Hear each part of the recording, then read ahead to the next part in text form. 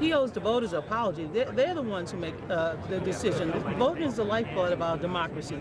And if we cannot accept the verdict on November 8th, then what verdict are we going to? Are we going to wait for Donald Trump? No, I think the voters in this society will continue to play the role of citizens. So that was the fundamental message of this. Someone else? I'm sorry, I had another guy in the back of my head. What did you think of Donald Trump's performance in the DNC Chair?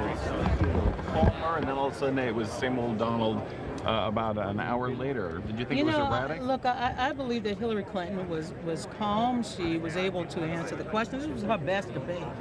In terms of Donald Trump's performance, his style, he has a certain style in the debate, which is to interrupt and insult and then say incendiary things. So he was back to form. I think the important thing is that Hillary Clinton, I thought, had her best debate performance ever.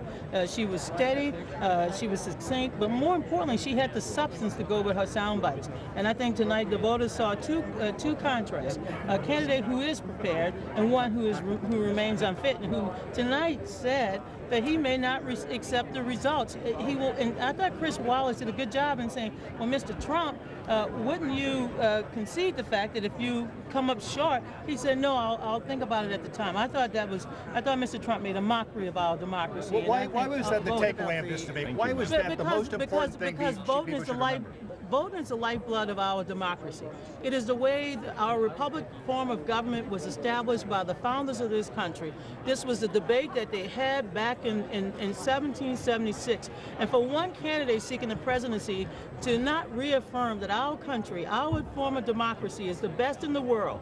And while we know that there are problems from time to time, whether it's illegal purging of voters, making voters come with multiple forms of ID, still we have the most, I think we have a good, strong democratic system, and no candidate for president should undermine our system of democracy. Donna, do you owe the voters an apology for passing a question for a town hall off to the Hillary Clinton campaign? Sir, you know what? I wish when you got your facts, you read the emails, and I did read a lot of them. Well, you clearly did not read my email, sir. The Democratic National Committee, as Secretary Clinton alluded to tonight, was a victim of a cybercrime. You keep saying that, but the email was that you passed it along. Private emails were stolen from individuals. Right. They had no right being trafficked in the public sphere. We've heard this, but what about you passing a question to Hillary Clinton's campaign? Sir, if you want to badger me like Donald Trump badgered women, you're welcome to do that. Yes, a journalist asking a question is badgering you. Yes. You've said it on Russia. Sir? You passed the question. Sir? Jake Tapper has also said you passed the question. Do you have anything to say about that? You said the questions as a contributor to CNN, though. Well, first of all, let me answer the question, because as much as I respect a journalist all my political life, and I will respond to questions, as I've stated repeatedly, that the Democratic Party was a victim of a cybercrime.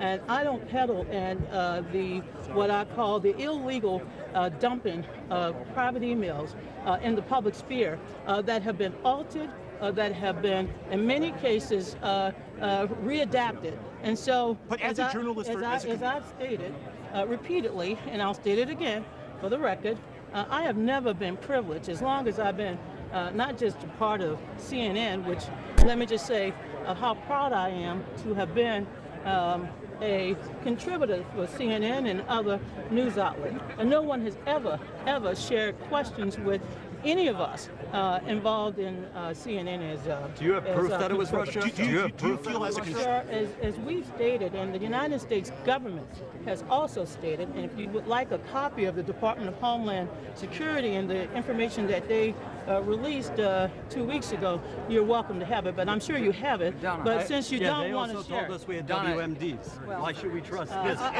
Because we have ample evidence. We've been the victim of a cybercrime. We have ample evidence. We have ample evidence through our servers and through all of the technology that we have seen corrupted by the fingerprints used by Russian hackers. So should the American people then not look at the Wikileaks? Should they not be concerned about the emails? I believe that these so-called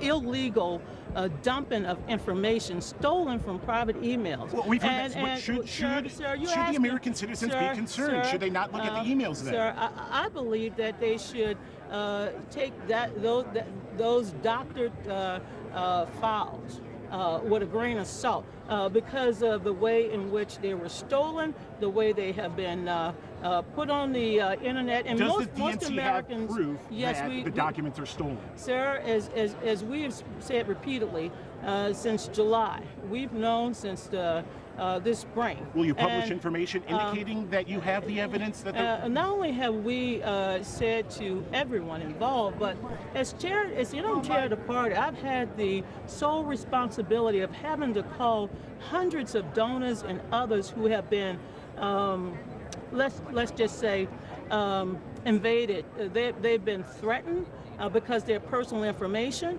and because of state laws that require me to, as the interim chair, requires me to inform them that their information has been personally stolen. I have ample information, Donna, and we have ample evidence Donna, that you just said they were doctored. released? I'm sorry, Donna, you just said they were doctored. Yeah, there have been multiple instances of material that I've seen. I have not opened up any. I will not open up files that are what I like to refer to files that have been postmarked by from Russian sources. I don't believe that we as Americans should allow this type of espionage to occur, and I concur with Secretary Clinton, who said today that we should not allow these foreign forces to interfere with and try to undermine our democracy. Are you saying that how are you going to secure? How are you going? How are you going?